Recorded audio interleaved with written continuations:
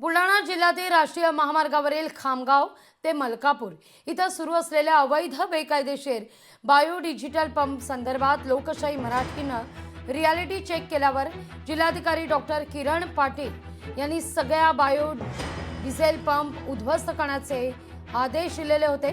यानंतर महसूल प्रशासनानं या अवैध बायो डिझेल पंपावर धडक कारवाई सुरू केली आहे। नांदुरा तालुक्यातील 10 बायो डिझेल पंपावर धडक कारवाई करत हे पंप बंद करण्यात आलेले। या सगळ्याचा आढावा घेतला आपले प्रतिनिधी संदीप शुक्ला यांनी।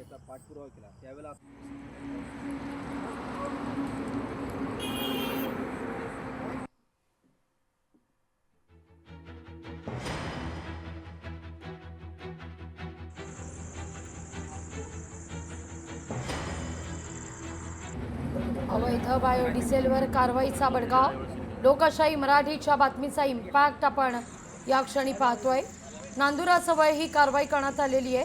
काही दिवसांपूर्वी या सगळ्या संदर्भात लोकशाही मराठीनं आवाज उठवलेला होता आणि त्यावर आता कारवाईचा बडगा होताना दिसतो।